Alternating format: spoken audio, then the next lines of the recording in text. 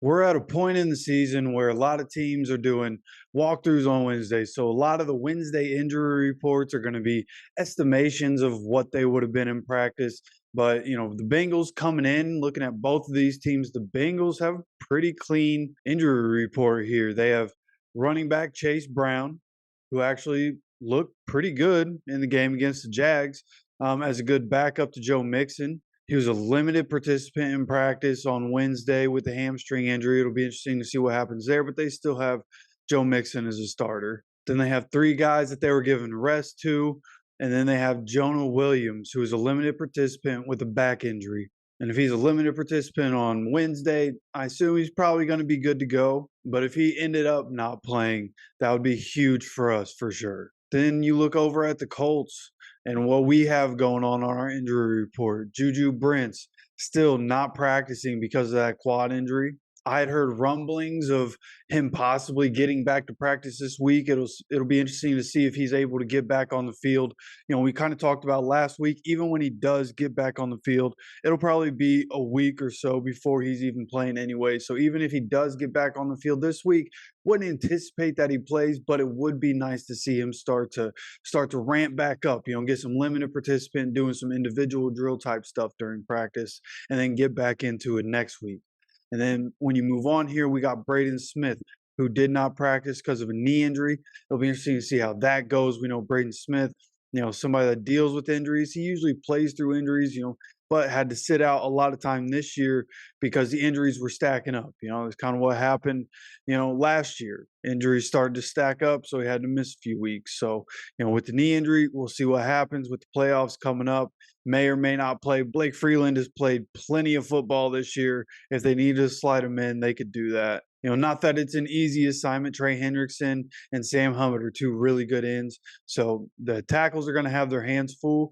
But again, Blake Freeland played a lot of football this year. Feel fine slotting him in there. And then one that I'm going to want to monitor is going to be EJ Speed with a knee injury. Did not practice Wednesday. It'll be interesting to see if he gets on the field Thursday and Friday. With walkthroughs happening pretty much every Wednesday, it could just be, hey, listen, you're a little banged up. We're going to need you on Sunday. You just go ahead, sit out. I feel like that's what these might be. That might just be my, hopefulness and more optimistic view on it. But I think EJ Speed should be fine. But again, that's one I'm definitely going to be monitoring. Another one to monitor right now is going to be Jonathan Taylor. It's expected for him to miss anywhere between 2 and 4 weeks at this point. And when Shane Steichen was asked during his press conference yesterday about whether or not Jonathan Taylor was going to be able to practice or play this week, he said, "We'll see." So knowing Coach Steichen and listening to him all year, that's probably, competitive advantage kind of thing, and just keeping it, floating it out in the air of maybe he'll come back. Probably not, but we'll see if anything changes on that front. But as we move on here, DeForest Buckner shows up on the injury report here with the shoulder injury, but was a full participant. So still showing up on the injury report, but looks like he'll still be good to go. He played just fine last week. Tyquan Lewis, full participant with an ankle injury. We saw him get a little banged up during the game, but it seems like he's going to be fine. And then, of course, Grover Stewart, not injury related, returning from suspension. Full participant in practice, getting the big boy back is going to be huge for this defense. And, a guy like that coming back, there's going to be an edge to Grover Stewart, which is going to be great, right? Run defense about to get shored up. It's going to be harder for teams to do stuff. This Grover Stewart coming back, that's going to be a massive part of what's going to happen this upcoming Sunday against the Bengals. All right. And one guy that didn't show up on the injury report is Zaire Franklin, who is a Colts pick for Walter Payton Man of the Year. And there's a way that us as fans can be able to help him win.